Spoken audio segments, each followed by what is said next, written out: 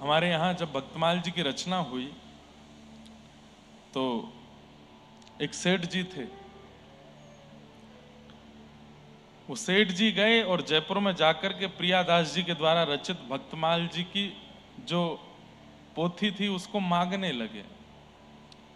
क्यों? बोले भाई जीवन में हम कभी श्रवण तो कर नहीं पाए, कभी इसका अनुभव तो कर नहीं पाए, कम से कम इतना ही कर लें कि जो ग्रंथ है उसको सुन तो नहीं पाए हैं, उसको अपनी छाती पे ही रख लेंगे। प्राण निकलते समय छाती पर ये रहेंगे तो इसमें जितने भक्त हैं वो कृपा करेंगे। तो आपने भक्तमाल जी की प्रति लिखवाई और दूसरी प्रति अपने घर ले गए। अपने घर वालों से जाकर के बोले मुझे तुम लोगों से कुछ नहीं चाहिए, जितनी जमीन चाहिए तुम्हारे नाम कर दूंगा, जायदाद तुम सब में बांट दूंगा, बस एक काम कर देना। बोले क्या? जब मेरे प्राण निकले ना तो ये पोथी रखी है अलमारी में, इसको निकाल के मेरी छाती पर रख देना, बस। असली घटना है। वही हुआ। जब उनका अंतिम समय आया, उनके सारे बच्चे सामने आ गए और सबने आगे कहा पिताजी अंतिम इच्छा बता दीजिए। तो बोल नहीं पा रहे थे, बस इशारा कर रहे थे अलमारी की तरफ। तब एक बालक को याद, अरे इन्होंने कहा था कि वो पोथी मेरी छाती पर रख देना। तुरंत वो पोथी जैसे ही छाती पर रखी, बंधुओं, पुत्र पुत्री पत्नी बहुएं नाती पोते सब अंतर ध्यान हो गए। श्री सूरदास जी महाराज, कुम्मनदास जी महाराज, श्री स्वामी हरदास जी महाराज, हितरवंश महाप्रभु, श्री गोस्वामी तुलसीदास जी महाराज, भक्तिमती मीराबाई, कर्माबाई, करमेती बाई, जितने चरित्र हैं भक्तमाल जी में और उसमें जितने भक्त हैं, सब भक्त चारों तरफ प्रकट हो गए। और प्रकट होकर के उन सेठ जी से बोले चलो तुमको लेकर के चलें निज वृंदावन में, निकुंज में लेकर के चलें। और वे सब भक्तजन उन सेठ जी को लेकर के निकुंज में गए। प्राण निकल गए लेकिन सब भक्तों के साथ वो गए। तब से हमारे वृंदावन में भक्तमाल जी को गले में पहनते हैं और ऐसे पहनते हैं कि ये छाती पर रहें, क्या पता कब प्राण निकल जाए। तो जब भी अंतिम समय हो, जब भी प्राण निकलने का समय आवे, उस समय सब भक्त हमारे सामने प्रकट हो जाएं। हम लोगों ने जीवन में कुछ अच्छा तो किया नहीं है, ना हम लोगों से नियमित रूप से जप हो पाता है, ना भजन हो पाता है, ना कथा सुन पाते हैं, ना सेवा कर पाते हैं, कुछ कर तो पाते नहीं है। कम से कम इसके गले में पहन के मृत्यु तो अपनी सार्थक कर लें, इसलिए गले में भक्तमाल जी पहनते हैं। पर इतनी बड़ी विडंबना है बंधुओं, कितना सरल है मुक्ति प्राप्त करना। बस इसको पहन के रखो, कुछ मत करो, कभी भी प्राण जाए, चाहे अटैक से जाएं, भगवान ना करे, चाहे बीमारी से जाएं, हारी से जाएं, एक्सीडेंट से जाएं, गिर के जाएं, पड़ के जाएं, जैसे भी प्राण निकले, ये अगर चित्त पर हैं तो भक्त आएंगे, वही लेके जाएंगे। पहले कॉन्सेप्ट दूसरा था, ठाकुर जी आएंगे वो लेके जाएंगे, पर नाभा जी ने भक्तमाल जी लिख करके कॉन्सेप्ट बदल दिया। बोले ठाकुर जी तो कई बार गुण अवगुण देख करके आते हैं, कई बार ये सोच के आते हैं ओहो ये अवगुण वाला है, इसके पास नहीं जाऊंगा। भले ही इसने कथाएं सुनी, कथाएं करवाई, अनुष्ठान किए, लेकिन फिर भी मेरे को इसका ये दोष दिखाई दे रहा है, मैं इसके पास नहीं जाऊंगा। लेकिन भक्त तो बड़े करुणामय होते हैं, जब प्राण निकलते हैं तो भक्त लेकर के जाते हैं, ठाकुर जी से कहते हैं उद्धार करो इसका। ठाकुर जी कहते हैं इसमें इतने दोष हैं। बोले चाहे जितने दोष हों उद्धार कीजिए। क्यों?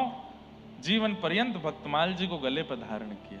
अब सोचो कितना सरल है, कितना सरल है, लेकिन इसमें भी कर्म फूट जाते हैं हम लोगों के।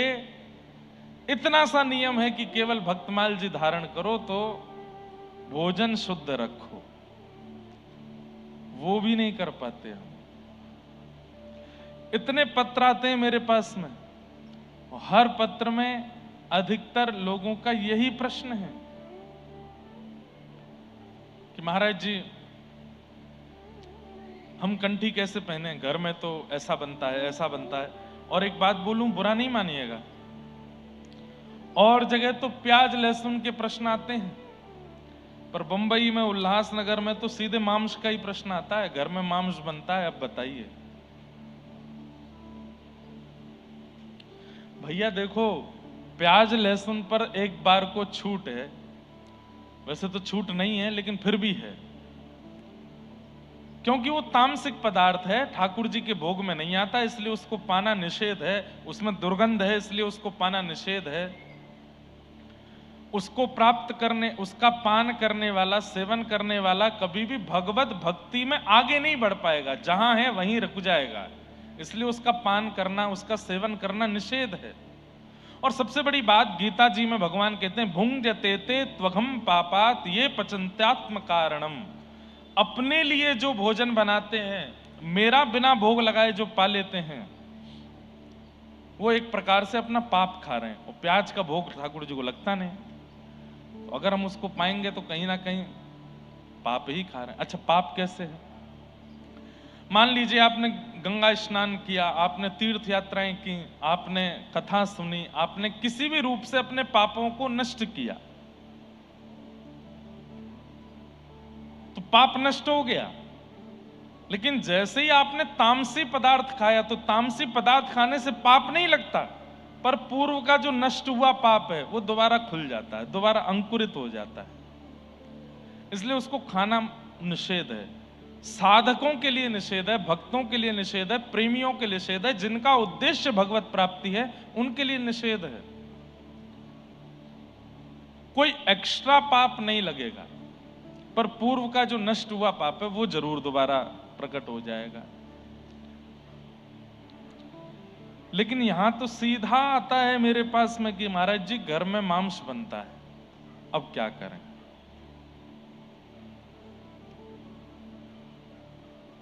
भैया भक्तमाल जी बिल्कुल मत पहनना। हम लोग पुण्य नहीं कर सकते, भजन नहीं कर सकते, नाम नहीं कर सकते, भगवत सेवा नहीं कर सकते, कोई बात नहीं, लेकिन कम से कम अपराध तो नहीं करना है। हमसे सेवा नहीं बन पाती, नाम जप नहीं बन पाता, भगवत आराधन नहीं बन पाता, कोई बात नहीं, लेकिन वो तो बन ही नहीं पाता, ऊपर से अपराध और कर रहे हैं, वो तो बिल्कुल नहीं करना है। गले में इनको धारण करना है, रसोई में छिलका भी ना आ जाए असद वस्तु का, तो ही धारण कीजिएगा, नहीं तो धारण मत कीजिएगा। और मांस तो बहुत दूर की बात है। मुझे एक वेदना होती है, हम जब यहां आते हैं कथा करने के लिए, तो एक रास्ते से हम आते हैं, वहां मुझको कुछ कटे पटे जीव दिख जाते हैं। अब वो आंख बंद तो कर लेता हूं मैं, लेकिन बहुत वेदना होती है। कथा एक बार सुन ली है, एक बार वृंदावन हुआ हो, राधा नाम मुख से बोल दिया है, रज को माथे से लगा लिया है, तो इतना तो कम से कम परहेज कर लीजिए कि किसी जीव को मत खाइए, किसी जीव की हिंसा मत करो। ये भक्तमाल जी गले में धारण करने का मतलब है, आप समस्त वैष्णव भक्तों को अपने चित्त में धारण कर रहे हो। उसके बाद यदि आचरण में अशुद्धि आएगी तो कितना उनको कष्ट होगा। वो आपसे कुछ नहीं कहेंगे, कष्ट हो करके वो जब जाएंगे उसका जो अपराध होगा वो आपको लगेगा।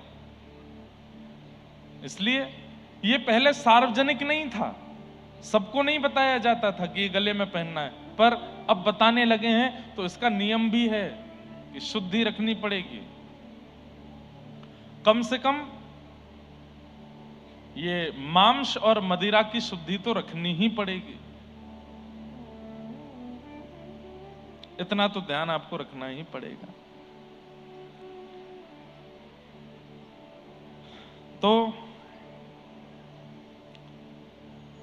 हमारी ये प्रार्थना, धीरे धीरे हम कभी कभी संसार का व्यवहार विचार देखते हैं तो बदल जाती है कि नाथ हमको जीते जी नहीं मिल सको तो कम से कम मरने से एक क्षण पहले आप दिख जाइएगा। पीतांबरी कसी हो, मुखड़े पे एक हंसी हो, छवि मन में ये बसी हो, जब प्राण तन से निकले, इतना तो कहना स्वामी, जब प्राण तन से निकले। तो हम तो उपाय बता सकते हैं कि ऐसे भगवत दर्शन हो सकता है, ऐसे भगवत अनुभव हो सकता है, पर उसके कुछ प्रोटोकॉल्स हैं, उनका पालन तो करना ही पड़ेगा ना, उनका ध्यान तो रखना ही पड़ेगा ना। ये भी नहीं चलेगा कि गले में भक्तमाल पहन ली, बोल अब तो अंतिम समय में भक्त आ ही जाएंगे, अब चाहे जो मन करे वो करो ना। भाई किसी की गाड़ी उधार पर लेकर के आए हो तो उसको साफ करना, उसमें डीजल भरवाना, उसमें उसको तेज गति से ना चलाना, उसको संभाल के रखने की जिम्मेवारी भी तो है। इसलिए भक्तमाल जी गले में पहन भले ही लेना, और इसमें अगर आप वृंदावन से बनवाते हैं ना तो इसमें व्रज की रज भी होती है, व्रज की रज भी है, भक्तमाल जी भी हैं और भगवान नाम भी है, कहीं कहीं गीता जी भी होती। ये गले में पहन तो लीजिए पर इसके नियमों का ध्यान रखिए। आचरण, व्यवहार और बुद्धि में फिर तामसिकता नहीं आनी चाहिए, ऐसा ध्यान रखो। कुछ प्रश्न आए हैं। मैं माला करते समय आपकी कथा सुनती हूं और कथा के बिना वो ध्यान नहीं बन पाता। कथा सुनते समय मन विरह से भर जाता है और लगता है बस माला होती रहे, कथा चलती रहे। क्या है करना उचित है? बहुत बढ़िया है। कथा सुनते सुनते माला करना और बढ़िया है, कम से कम मन व्यथित नहीं होता। एक बार को मान लीजिए कोई ऐसा प्रसंग आया कि आप करते करते रुक गए, तो कम से कम माला रुकी भी तो ध्यान कहीं संसार में तो नहीं गया, कथा में ही गया ना। और फिर जैसे ही वो प्रसंग सुन लिया उसके बाद फिर प्रणाम करके करने लगे। तो कथा सुनते हुए कर सकते हैं पर माला चलती रहनी चाहिए। अच्छा एक बात, मंत्र नहीं कर सकते। कथा सुनते सुनते मंत्र मत करो, जैसे गुरु मंत्र मिला है या कोई और मंत्र प्राप्त है, वो कथा सुनते सुनते मत करो, उसमें तो ध्यान आपका केंद्रित होना चाहिए। माला करने का एक नियम होता है, आपको मन में निकुंज का निर्माण, आप सबको हमारी आवाज आ रही है? तो मन में एक निकुंज का निर्माण करना होता है और उस निकुंज में प्रिया प्रियतम विराजमान। माला कैसे की जाती है ध्यान से सुनो, आज बताते हैं एक विधि। हम अपनी विधि बता रहे हैं, इसमें आप अपने आचार्य अपने गुरुओं से पूछ सकते हो, वो जैसा कहें वैसा करो। हमसे पूछ रहे हो तो हम अपनी विधि बताते हैं। हम जब माला करते हैं तो कैसे करते हैं? मौन हो जाते हैं स्नान के बाद। मौन हो जाने के बाद मन में हमारी गुरु परंपरा का द्वय मंत्र है, वो चलता रहता है और उतनी देर फिर ठाकुर जी का चिंतन बना रहेगा। गिरधर लाल जी की भुजा का, चरणों का, मुखमंडल का, नेत्रों का, कान का, उदर का, सब ये चिंतन आते रहेंगे बार बार चित्त में। व्रज की रज का, यमुना जी का, गिरिराज जी का, वृक्षों का, बिहारी जी का, राधा वल्लभ जी का, राधा रमण जी का, रंगनाथ भगवान का और अपने गुरुदेव का, ये चिंतन बनता रहेगा, आता रहेगा बार बार। और कैसे करना? चलते फिरते रहो, कपड़े पहनते रहो, बाल काटते रहो और बीच बीच में उनका स्मरण करते रहो। गुरुदेव को प्रणाम, अपने आचार्य को प्रणाम, अपने ठाकुर को प्रणाम, राधा रमण जी को प्रणाम। एक एक क्षण में सारी ग्राफिक्स आपके आंखों के आगे आते रहेंगे। उसके बाद फिर तिलक स्वरूप धारण करो। तिलक स्वरूप धारण करने के बाद में अब शिखा है, शिखा बांध लो। उसके बाद में आसन पर बैठ जाओ। आसन पर बैठ करके बढ़िया इत्र हाथ में लगाओ, इत्र को पूरी माला पर लगाओ। माला की इत्र प्रसादी करके अपने अंग पर लगा लो, खूब सुंदर बढ़िया वाला इत्र। और उसके बाद नेत्र बंद करके नेत्र के भीतर एक सुंदर विचार बनाओ।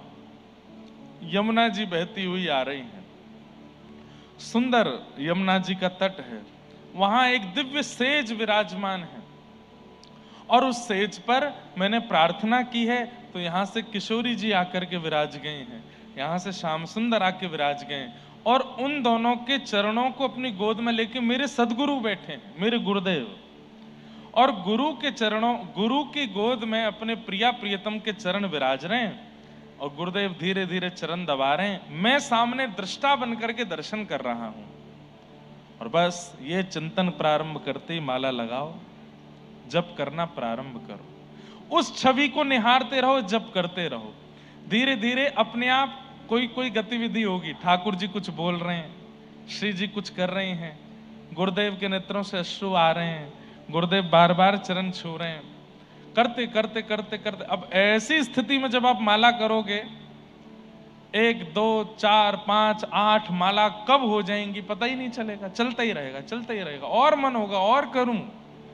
धीरे धीरे धीरे 6 महीना, हफ्ता, 6 महीना, साल, 1.5 साल, 2 साल जब व्यतीत हो जाएगा तो फिर क्या अनुभव हुआ करेगा कि अब गुरुदेव बैठे हैं किशोरी जी के, और हर बार वस्त्र अलग पहन के आए हैं, हर बार मौसम अलग है, हर बार यमुना जी का स्थान अलग है, हर बार वो निकुंज अलग है, कभी गिरिराज जी के पास है, कभी यमुना जी के पास है, कभी किसी घाट पर है, कभी किसी घाट पर है, कभी रात्रि है, कभी सांझ है, कभी सवेरा है।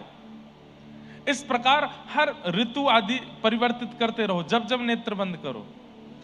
साल 1.5 साल बाद क्या होगा, गुरुदेव आपको बुलाया करेंगे, आओ तुम भी चरण दबाओ, और माला करते करते आप भी चरणों में पहुंच जाओगे। इस प्रकार अब बस इतना ही समझ लो, इससे आगे के और बहुत अनुभव होंगे, पर माला ऐसे करो। माला ये नहीं कि गुरुदेव ने कहा 8 माला करनी, 16 माला करो, फेर रहे महाराज, खींच रहे हैं उसको। ऐसे माला का क्या फायदा, कोई फायदा नहीं। माला का एक नियम है, माला का एक भाव है, वो माला इसलिए करी जा रही है, इसलिए गुरुदेव ने आज्ञा की ताकि आप जहां हैं, जिस स्तर पर हैं, उससे थोड़ा ऊपर जाइए। लेकिन हम क्या कर रहे हैं, हम और नीचे गिर जाते हैं। क्यों? केवल उसको एक नियम मान करके करते हैं, नियम नहीं है वो। और जब तक माला नियम लग रही है, जब तक नाम नियम लग रहा है, जब तक ठाकुर सेवा नियम लग रहा है, मत करिए उसको।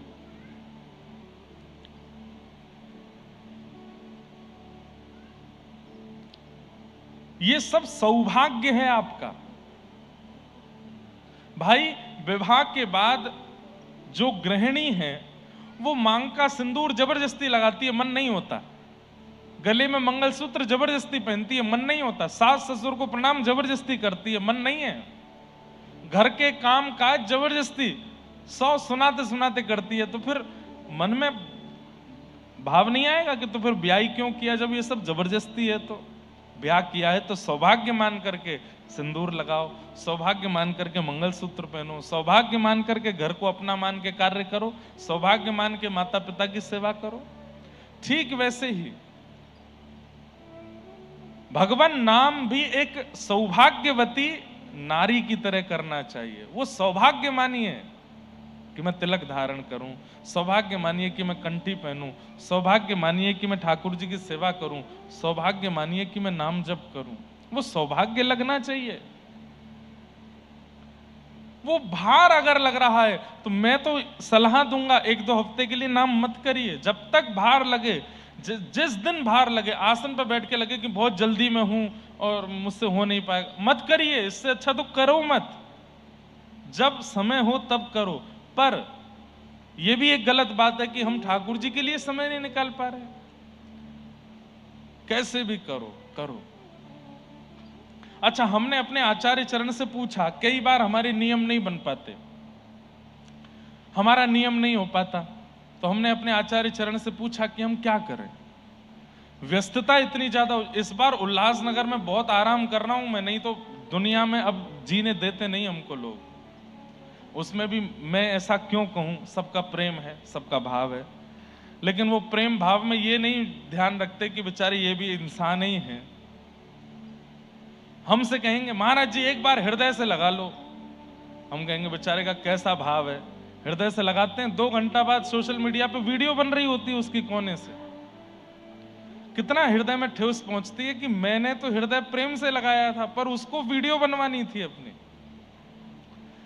गुरु को, आचार्यों को कंटेंट मत बनाइए, उनको आचार्य रहने दीजिए।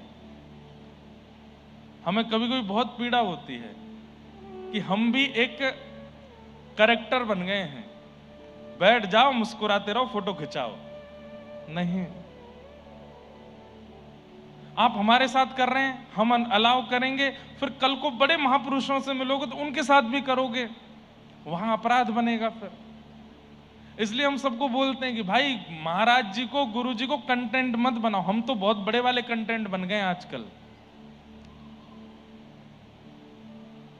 अब हमें ये लगता ही नहीं है कि कोई हमसे भाव से मिलने आए, सबके प्रति एक ही भाव लगता है, सब फोटो खिंचाने आए हैं। बिना फोटो के तो कोई मिलता ही नहीं है। ठीक है, आप कहेंगे महाराज जी स्मृति है, स्मृति तक रखो, फिर उसको प्रचार क्यों करना सब जगह? मत करो। कई माताएं बहनें तो बुरा नहीं मानना, वो तो ऐसे वीडियो बनवाती हैं जैसे मैंने उनसे एकांत में बैठ के कितनी बात कर ली हो। बाद में मुझे देख करके लगता है अरे राम, ये तो ऐसा लग रहा है कि 2 घंटा इनसे जो है गुफ्तगू की है मैंने। डर के मारे हम कई बार तो सोशल मीडिया खोलते नहीं, पता नहीं क्या डला होगा, आज क्या डल गया होगा, आज कहां से क्या डाल दिया होगा। ऐसा नहीं करो। तो भैया कुछ भाव हम अपने मन के कहते हैं, इनका ध्यान रखा करो। माला का नियम बताते हैं, नाम का नियम बताते हैं, मानसी का नियम बताते हैं। और एक बात, सब चीज भूल जाइएगा, लेकिन एक बात याद रखिएगा, मानसी में गुरुदेव के साथ ही जाना है। ये चिंतन जब भी करना है गुरुदेव के साथ ही करना है, बिना गुरु के मत जाइएगा। गोपियां रास में बिना किशोरी जी के चली गई, इसीलिए ठाकुर जी अंतर ध्यान हो गए थे। इसलिए अपनी गुरु के साथ ही रास में, गुरु के साथ ही मानसी में प्रवेश करो। चिंतन जब भी करो अपने गुरुदेव को आगे रखो। और गुरु दीक्षा नहीं हुई है तो जिनके प्रति बहुत समर्पण है उनको गुरु मान के उनको आगे रखो। उससे क्या होगा, हमारा चित्त विकार युक्त है। आप करके देख लेना, बिना गुरु के मानसी में जाके देखना, थोड़ी देर बाद में ही वो दिखेगा जो नहीं दिखना चाहिए। लेकिन गुरु के साथ जाओगे तो मन को एक भय बना रहेगा, गुरुदेव खड़े हैं आगे, कुछ गलत चिंतन नहीं करना, कुछ गलत चिंतन नहीं करना। और सुनो, गुरुदेव के बाद भी अगर गलत चिंतन बन जाता है तो 6 महीना के लिए पॉज ले लो, मानसी में ही मत जाओ। अपना आचरण शुद्ध करो, भोजन शुद्ध करो, अन्न शुद्ध करो, विचार शुद्ध करो, उसके बाद जाओ। हमारे यहां मानसी सेवा को बहुत बड़ी प्रणाली माना गया है। प्रत्यक्ष सेवा से ज्यादा लाभकारी मानसी सेवा है। तो जिन बहन जी का ये भाव है कि वो कथा सुनते हुए माला करती हैं, अच्छी बात है, चिंतन करते हुए करो।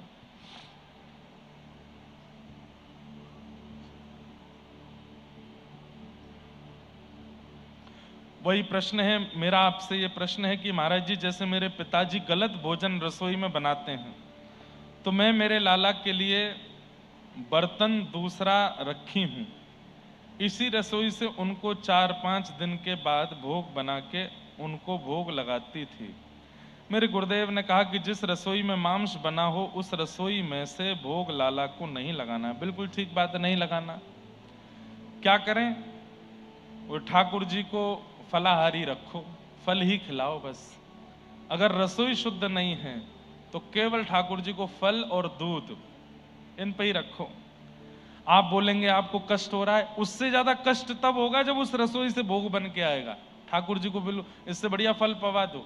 और श्रीमद् वल्लभाचार्य जी महाराज ने अपने शिष्य को एक बहुत बढ़िया उपाय बताया था, वो हम आपको बता देते हैं। क्या? रसोई शुद्ध नहीं है, और कई बार अब माता पिता से क्या लड़ोगे? आजकल के माता पिता को लगता है ये गलत बात है। बालकों को ऐसा क्यों सिखा रहे हो कि मांस मत खाओ, ये मत खाओ, अंडा मत खाओ, मदिरा मत पियो। आप उनको करने दो, मान जाएं तो अच्छा, नहीं माने तो फिर वल्लभाचार्य महाप्रभु ने अपने एक शिष्य को बताया था।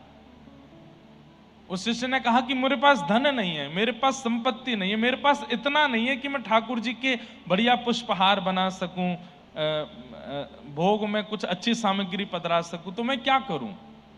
तो महाप्रभु जी ने कहा नेत्रबंद किया करो और नेत्रबंद करके चिंतन किया करो। मेरे सामने ठाकुर जी बैठे हैं, बढ़िया उबले हुए गर्म पानी से मैं ठाकुर जी का अभिषेक कर रहा हूं, उसके बाद दूध चढ़ा रहा हूं, दही चढ़ा रहा हूं। चढ़ाना कुछ नहीं है, बस सोचना है, पर सोचना इतने ध्यान से कि अगर गर्म जल चढ़ाया तो तुमको अनुभव होना चाहिए कि हाँ गर्म जल है। यदि ये सोचा है कि ठाकुर जी पर दही चढ़ाया तो दही गाढ़ी है ऐसा तुम्हारे मन में आना चाहिए।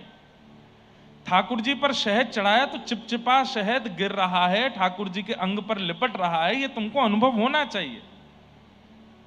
चढ़ाना कुछ नहीं है, बस सोचना है। उसने कहा ठीक है, ऐसे करके ठाकुर जी की जितनी महंगी चाहो उतनी महंगी सेवा करो। उसने कहा बहुत बढ़िया। घर गया, घर जाकर के चिंतन करने लगा, आहा सोने की चौकी है और सोने की चौकी पर मेरे ठाकुर जी विराजमान हैं। चांदी का पात्र नहीं नहीं नहीं नहीं, चांदी का क्यों, सोने का है, उसमें दुनिया भर के हीरे लगे हैं चारों तरफ। अब सोच में तो कितनी भी महंगा सोच लो, कोई खर्चा तो है नहीं। बीच में मेरे ठाकुर जी बैठे हैं, सोने में मढ़ा हुआ शंख है, उसमें बढ़िया ताता जल, थोड़ा उष्ण जल मैंने ठाकुर जी के ऊपर डाला है। अब मैंने दूध पधराया है, अब मैंने पंचामृत पधराया है। अब ठाकुर जी को बढ़िया मैंने अपने हाथों से थोड़ा थोड़ा स्नान करा दिया, मार्जन किया है। गाल चमक गए मेरे लाला के, देखो कितने बढ़िया मुस्कुरा रहे हैं ठाकुर जी। अब बढ़िया स्नान करा करके पोंछ पांछ करके बढ़िया पोशाक पहनाई, महंगी वाली पोशाक, जड़ाऊदार है, हीरे नग आदि सब लगे हैं। ठाकुर जी को मुकुट पहनाया, महंगा वाला इत्र लगाया, पूरा देखो आंगन महक उठा है। सेवा कुछ कर नहीं रहा है, बस सोच रहा है। अब ठाकुर जी तैयार हो गए, चलो दूध भोग रखे। दूध भोग ठाकुर जी के सामने रखा है।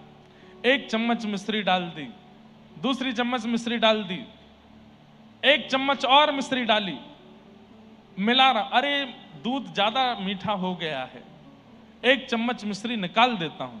जैसे ही निकालने लगा तो प्रत्यक्ष ठाकुर जी प्रकट होकर उसका हाथ पकड़ लिए। उसने आंख खोल करके देखा, जय जय जय जय, आप आ गए। बोले मैं ये कह रहा हूं कि तेरे असली की मिश्री लग रही है जो तू निकाल रहा है। अरे 3 चम्मच डाल दी, डाल ले दे, तेरा कुछ लग तोड़ी रहा है, क्यों निकल रहा उसमें से। दौड़ करके अपने गुरुदेव के पास गया और जाकर के बोले जय जय, ठाकुर जी प्रकट हो गए।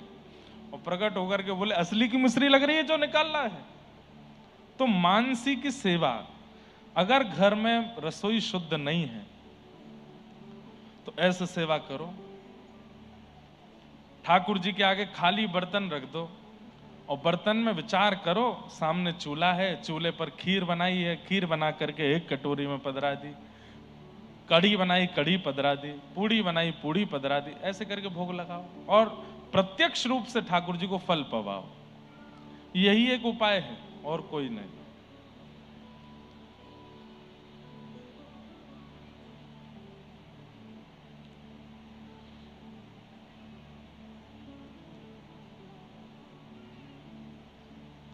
किसी को दीक्षा लेनी है पर उनकी भी यही बात है कि घर में परिवार में मांस का सेवन करते हैं, सात्विकता नहीं है, तो क्या मैं दीक्षा ले सकती हूं? क्या ठाकुर जी हमें स्वीकारेंगे? ले तो सकते हैं, लेकिन आप जीवन में कभी सेवन मत करिएगा। और जैसे एक बहन जी को बताया वैसे ये भैया भी उसी प्रकार का भाव रखें। आपने कल कथा में कहा था कि विरह चाहिए तो स्वयं कर, तो अगर ठाकुर जी ने दी तो तोड़ देंगे, परंतु अगर हमें टूटने की इच्छा हो तो कान्हा जी के प्रेम और विरह में कैसे प्राप्त करें उस विरह को। कल हमने इस विषय पर बहुत चर्चा की थी, अब विरह की चर्चा आज नहीं करेंगे, आज लाल जी का जन्मोत्सव है।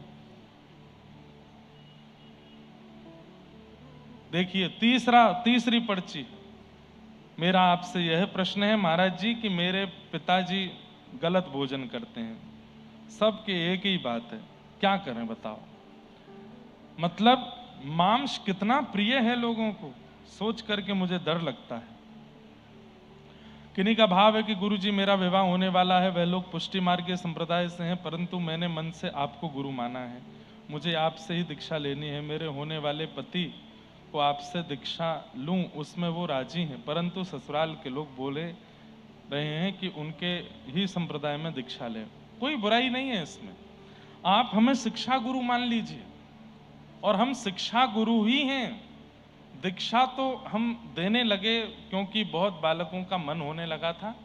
बाकी आप किसी भी परंपरा में दीक्षा लीजिए, अगर और पुष्टि मार्गीय हो या गौड़िया वैष्णव हो, रामानंदी हो, वैष्णव कोई भी संप्रदाय से आप दीक्षा ले लीजिए, कोई दिक्कत नहीं है। हमारे प्रति भाव है, आप हमको शिक्षा गुरु मान लीजिए, हम आपको समय समय पर कथा सुनाते रहेंगे। अब आप हमसे दीक्षा ले लो, घर में उल्टे कलेश हो जाएं ब्याह के बाद, क्या फायदा ऐसी दीक्षा का? तो ऐसी दीक्षा मत लो, वहीं दीक्षा लो जहां आपके घर वाले चाह रहे हैं, और बढ़िया रहेगा।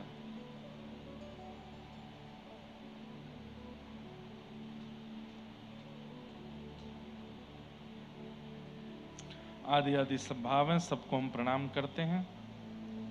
आज की मधुर कथा में प्रवेश करते हैं। हमें पता चला आज 11 बजे से आगे कौन कौन बैठ गया था भाई यहाँ पे? क्या को 11 बजे क्यों आ गए थे? वाह, धन्य है। हैं? कहां से? गुजरात से।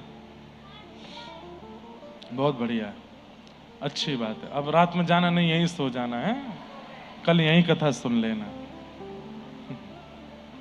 हमको कितनी पीड़ा होती है सुनकर के कि आप लोग इतने जल्दी आ जाते हो, परंतु अच्छी बात भी है, उत्सुकता कथा के प्रति आपकी बनी रहे। आज बहुत व्यस्त क्रम था सुबह से, इसलिए हम तो रोज ही विलंब हो जाता है आने में, लेकिन आप लोगों की उत्सुकता ऐसी बनी रहे, ऐसी ठाकुर जी से प्रार्थना है। कल हम लोगों ने बड़े प्रेम भाव से कथा में मंगलाचरण श्रवण किया। तत्पश्चात परीक्षित को सुखदेव जी ने आकर के कथा सुनाई, यहां तक का प्रसंग कल हम लोगों ने श्रवण किया। अब इसी प्रसंग का विस्तार करते हुए आगे चलते हैं। परीक्षित महाराज को 7 दिन में मृत्यु का श्राप लगा है। क्यों? आखेट को वन में गए थे, शमिक ऋषि के गले में मरा हुआ सर्प डाल दिया। क्यों डाल दिया? जल की याचना की थी, पानी पिला दो, लेकिन ऋषि ध्यानस्थ बैठे थे, तो इनको ऐसा लगने लगा कि ये ध्यान व्यान नहीं कर रहे हैं, पाखंड कर रहे हैं।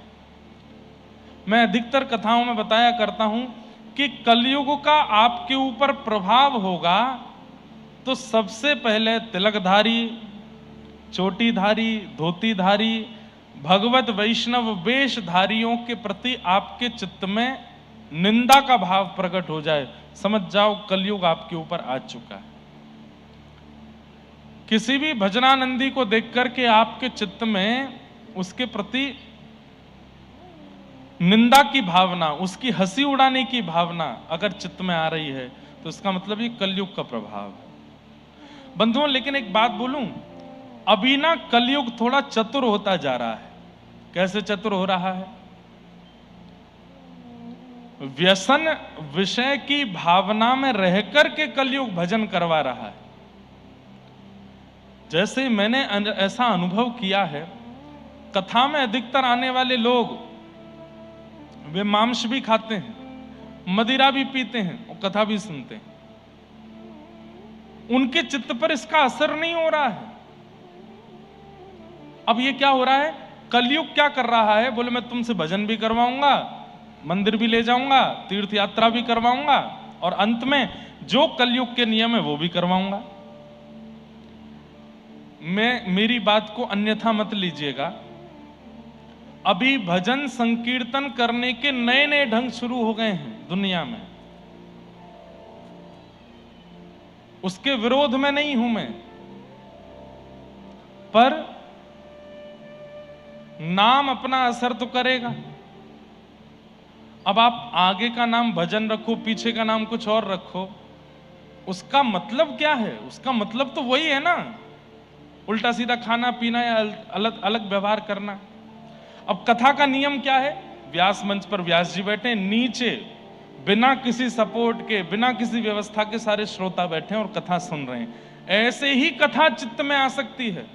अब कुर्सी लगी है, जूता पहन करके बैठे हैं, बगल बगल में जूस पीते जा रहे हैं, बीच बीच में चाय पीते जा रहे हैं, पकौड़ा उड़ाते जा रहे हैं, कोई बढ़िया भजन आया तो उसमें हाँ वह बहुत बढ़िया, अब मारो पैसे मारो, ये वाला सुनाओ, कैसे होगा? बस यही हो गया कि अब मुजरे में जो गाने बजते थे उसकी जगह भजन बजने लगे। हो तो वही रहा है। भजन का मतलब सुनने वाले के चित्त को परिवर्तित करना होता है, ना कि केवल उसको सुनकर के आनंद करना, उसको सुनकर के नाचना गाना या उल्टे सीधे काम करना।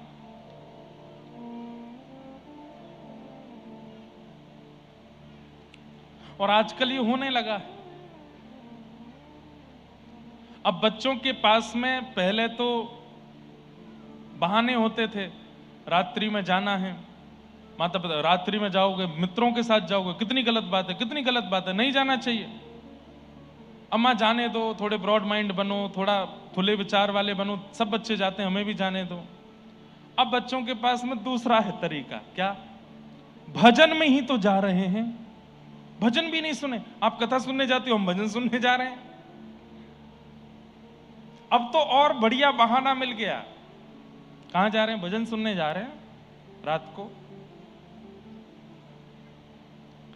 और वहां जाकर के वो भजन के नाम पर क्या कर रहे हैं क्या पता है।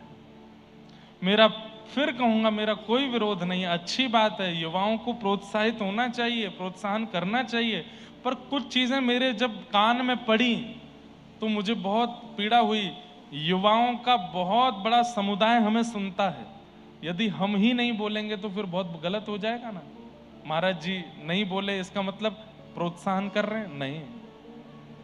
भजन का मतलब भजन है, कीर्तन का मतलब कीर्तन, कीर्तन मतलब जहां व्यक्ति अपने तन की स्थिति भूल जाता हो, नृत्य करते करते उन्माद हो जाता हो। वाग गदगदा द्रवते यस्य चित्तम रुदत्य भिक्षणम हसति क्वचिच्च विलज्ज उद्गायत नृत्यते च मदभक्ति युक्तो भुवनम पुनातु। ये हो रहा है? नहीं हो रहा।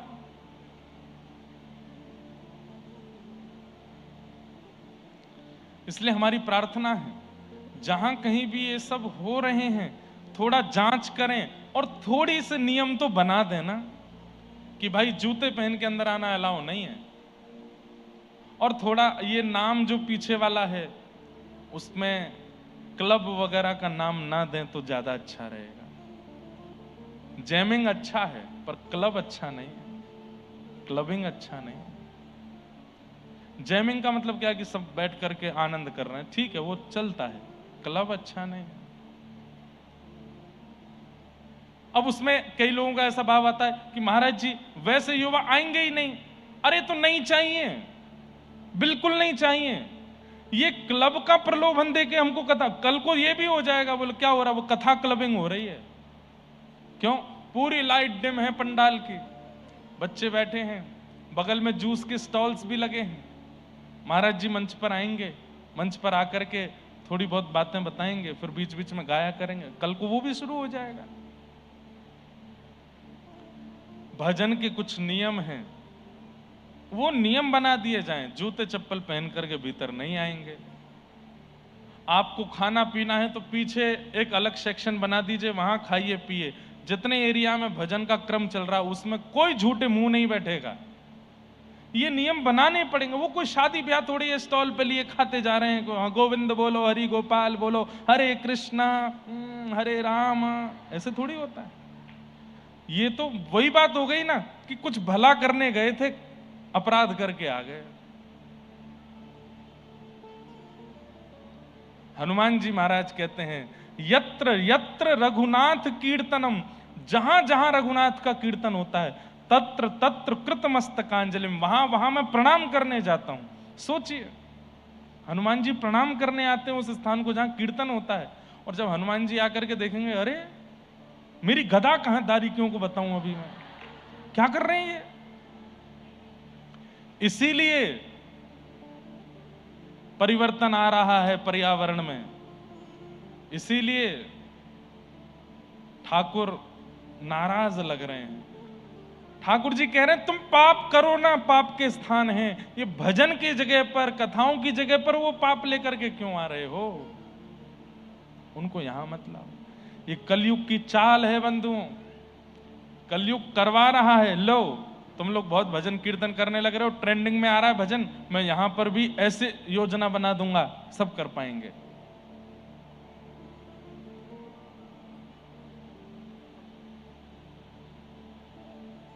और एक और बड़ी आनंद की बात, जहां कहीं भी भजन ये सब होते हैं, वहां का अंतिम भजन जो होता है वो बरसाने की छोरी ही होता है। सब जगह करके इशारों बुलाई गई रे बरसाने की छोरी।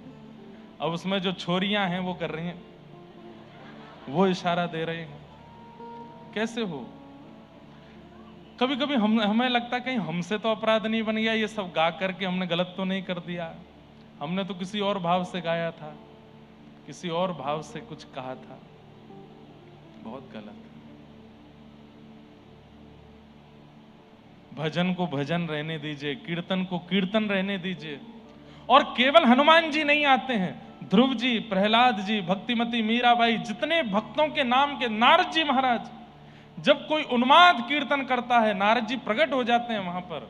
अब कीर्तन तो हो ही रहा है, ठाकुर जी का तो नाम ही है, लेकिन वहां जब व्यवहार में वो चीज शुद्ध नहीं होती है तो दिक्कत हो जाती है। इसलिए मेरा बिल्कुल विरोध नहीं है, खूब करो प्रेम से, लेकिन थोड़ी मर्यादा बना दो।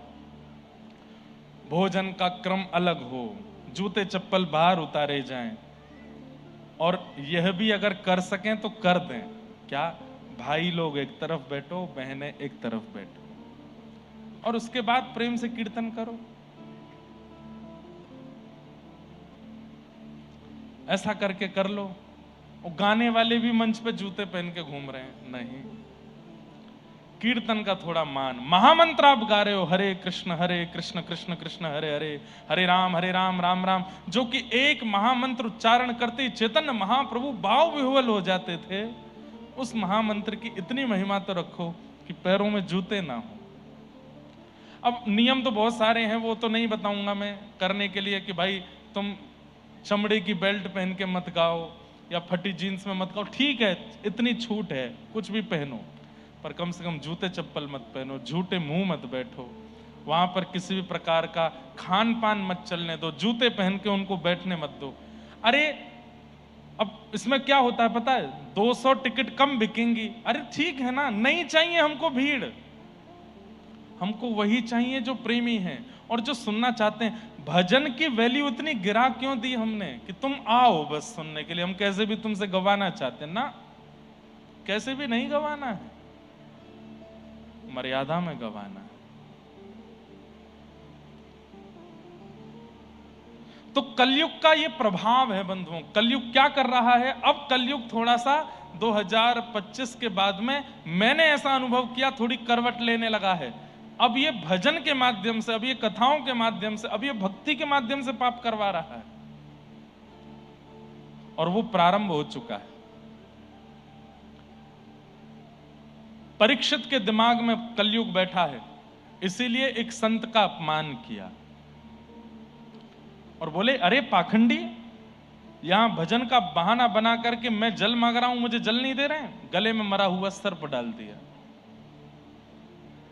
यही दृश्य शमीक ऋषि के पुत्र श्रृंगी ने देख लिया और देख करके श्राप दे दिया। बोले, मैं राजा परीक्षित को श्राप देता हूं, आज के ठीक 7वें दिन तक्षक सर्प डस देगा और राजा परीक्षित की मृत्यु हो जाएगी। राजा परीक्षित लौट करके आए, अपनी आसन पर आकर के बैठे। जैसे ही मुकुट उतारा, कलयुग का प्रभाव थोड़ा कम हुआ तो ग्लानि हुई। अरे मैंने क्या किया? संत ने मुझे जल नहीं दिया तो मैंने उनके गले में मरा हुआ सर्प डाल दिया। मैंने, इतना बुरा तो नहीं था मैं, ये मैंने क्यों किया? मानव का सबसे बड़ा गुण क्या है बंधुओं? अपनी गलती को स्वीकार करना। यह मानव का सबसे बड़ा गुण है। और सबसे बड़ा अवगुण क्या है? गलती करके भी उसको स्वीकार ना करना, बल्कि छुपाते रहना। ये सबसे बड़ा अवगुण है। स्वीकार कर लीजिए, हाँ मैंने ऐसा किया है। परीक्षित ने स्वीकार किया कि ये तो अपराध हो गया मेरे से। तभी शमीक ऋषि के शिष्य, श्रृंगी के शिष्य गुरुमुख ने आकर के बताया, महाराज आपके जीवन के केवल 7 दिन बचे हैं, अपनी मुक्ति का उपाय खोज लीजिए। आपने गले में मरा हुआ सर्प डाला शमीक ऋषि के, उनके पुत्र ने आपको श्राप दे दिया है।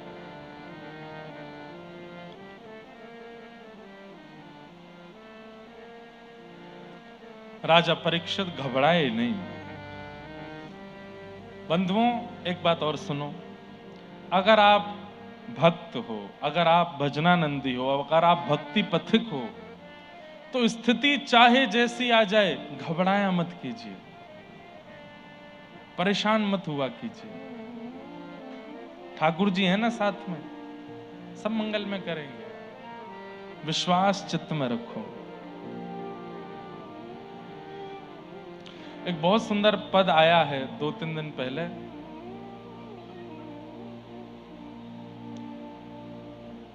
समय, क्या है स्वर? हमें अपनी आवाज ही नहीं आ रही, आप देना थोड़ा स्वर।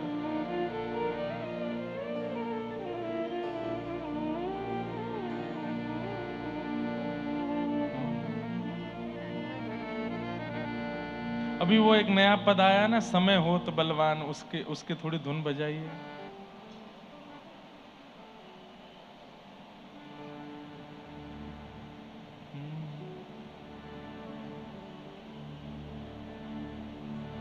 समय हो तो बलवान, पर जो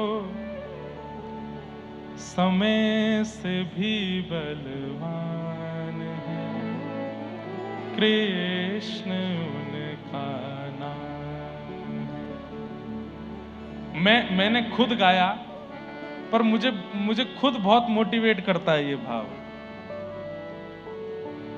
माना कि समय बहुत बलवान है, माना कि परिस्थिति बहुत कठिन है, पर ठाकुर जी से ज्यादा बलवान तो नहीं है। और कहीं हम परिस्थिति को ज्यादा खतरनाक मान रहे हैं, तो हम कहीं ना कहीं ठाकुर जी के प्रति अविश्वास कर रहे हैं। परिस्थिति सबके जीवन में आती है, दुनिया में कोई नहीं बचेगा, सबके जीवन में आएगा। पर उस परिस्थिति को आपने बलवान मान करके हाथ पैर टेक दिए उसके सामने, तो आपके ठाकुर जी आपसे नाराज हो जाएंगे। अच्छा, मुझसे ज्यादा वो बलवान है। इसको सुनो, कितना अच्छा भाव है। समय होत बलवान, पर जो समय से भी बलवान है, कृष्ण उनका नाम है।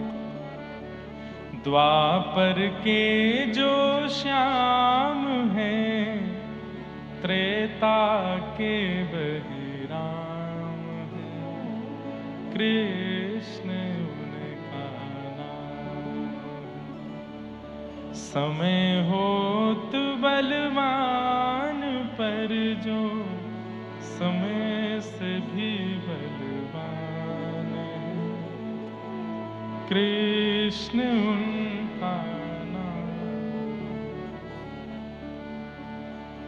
बड़ी प्रसिद्ध बात है ना, ठाकुर जी को जाके मत कहो कि पीड़ाएं क्या हैं जीवन में, पीड़ाओं से कह दो, बोले तू आ जा, पर याद रखना ठाकुर जी मेरे साथ खड़े हैं। अरे पीड़ा तू आ जा, तेरे जितना मन हो उतनी आ जा, लेकिन याद रखियो मेरे साथ विठोबा खड़े हैं। और विठोबा तो खड़े भी ऐसे ही, आन दे, जितनी तूफान आवे, पीड़ाएं आवे, आंधी आवे, आन दे, तू पीछे खड़ा हो जा मेरे।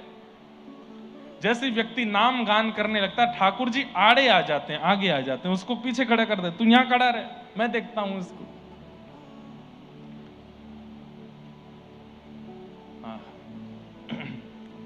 ऐसे बढ़िया बढ़िया भाव सब आपके लिए बन के आते हैं।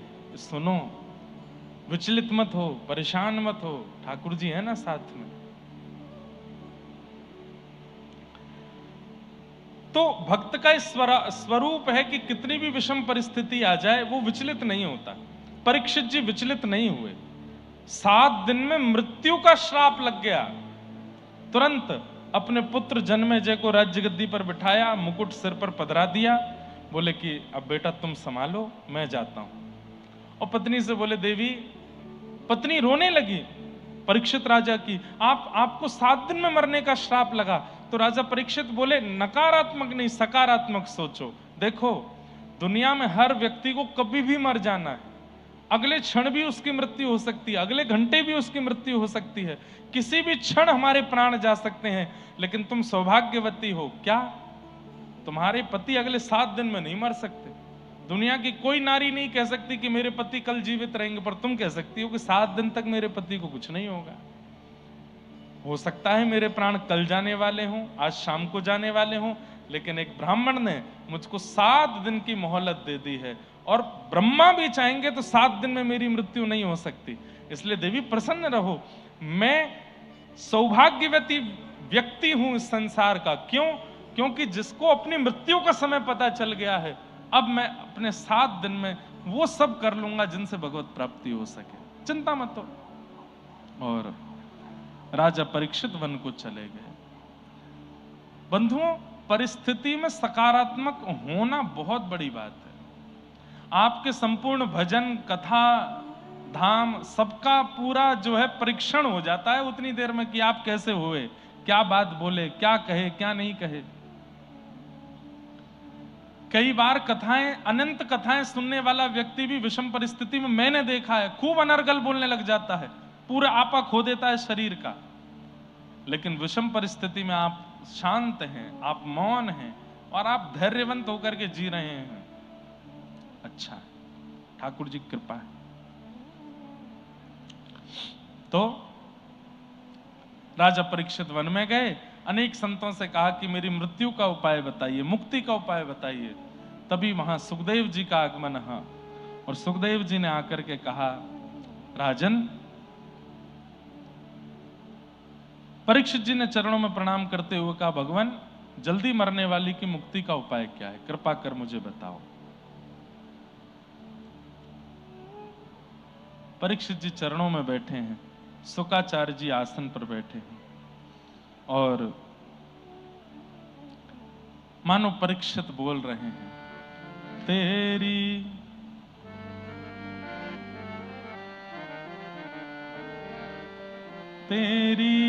शरण में आके मैं धन्य हो गया।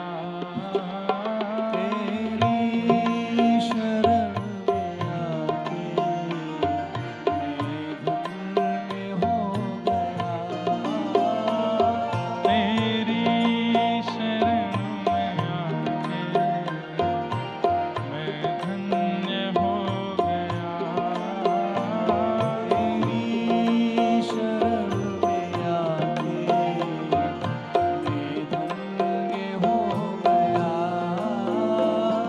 जन्मों की प्यास थी जो,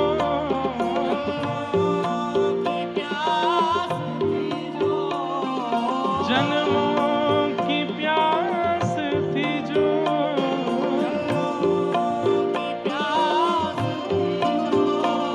संपन्न हो गया। तेरी शरण में आके मैं धन्य हो गया। तेरी शरण में आके मैं धन्य हो गया। ओ तेरी शरण में आके मैं धन्य हो गया। तेरी शरण में आके मैं धन्य हो गया। जिस किसी के भी पास जाकर के ठाकुर जी का अनुभव हुआ हो, वृंदावन का अनुभव हुआ हो, व्रज की रज का अनुभव हुआ हो, ठाकुर जी के प्रति थोड़े सामीप्य का अनुभव हुआ हो, उसके सामने ये बात